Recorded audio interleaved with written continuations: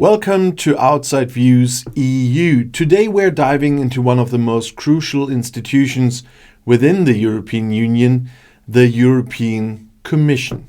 And what exactly is the European Commission? And why is it often referred to as the EU's executive branch? So let's start with the basics.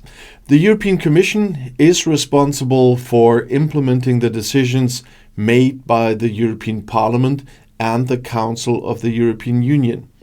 It's the body that ensures the policies, laws, and treaties agreed upon by EU members are carried out across the Union.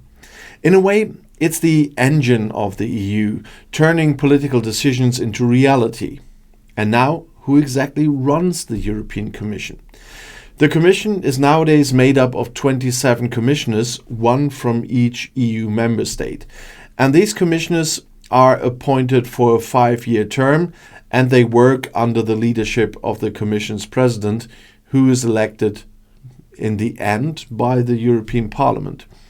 Each commissioner is assigned a specific portfolio, areas like trade, environment, or digital economy, allowing the Commission to cover all aspects of the EU's agenda.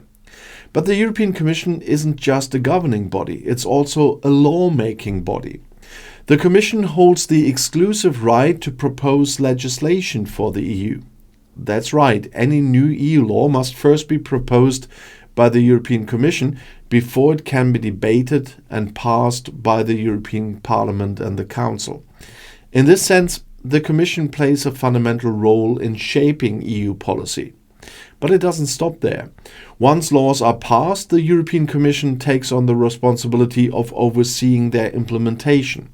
It ensures that all member states comply with EU laws and policies. If a country fails to implement or follow EU regulations, the Commission has the power to take legal action against them in the European Court of Justice. So it's not just about proposing laws. The Commission also acts as the enforcer. This is key to understanding its role as the executive branch of the EU. And now let's talk about some of the Commission's other roles. Aside from lawmaking and enforcement, the Commission also manages the EU's budget. It allocates funds to various EU programs, projects, and member states, ensuring that the EU's resources are used efficiently and in line with its goals. It also represents the EU in international negotiations, particularly in areas like trade and climate change. The European Commission essentially acts as the face of the EU when dealing with external parties. And this brings us to a critical aspect of the Commission's work, balancing the interests of the entire EU with the individual interests of its member states. Each commissioner is expected to act in the interest of the EU as a whole, not just their home country. And this can be a difficult balancing act, especially when national interests conflict with broader EU goals. But it's one of the things that makes this Commission such a unique institution. The Commission's role is often described as supranational, meaning it transcends national interests to serve the collective interests of the EU. And this can sometimes lead to tension with member states, especially when the Commission enforces rules that some countries find politically or economically difficult to follow. Yet, without the European Commission, the EU wouldn't function as a cohesive political and economic entity. Its ability to propose, implement, and enforce laws is what keeps the Union running smoothly despite the vast diversity of its member states. It's also worth noting that the European Commission plays a significant role in responding to crises. During the COVID-19 pandemic, for example, the Commission led efforts to coordinate the EU's response. From vaccine procurement to economic recovery plans, the Commission was at the heart of the EU's efforts to navigate the crisis. And this highlights the Commission's ability to adapt to new challenges and take on a leadership role when necessary. However, the Commission is not without its critics. Some argue that it holds too much power for an unelected body. While the commissioners are appointed by elected governments, they themselves are not directly elected by the people. And this has led to criticisms of a democratic deficit within the EU structure. Others argue that the Commission sometimes oversteps its authority, particularly when it comes to enforcing regulations that may be unpopular in certain member states.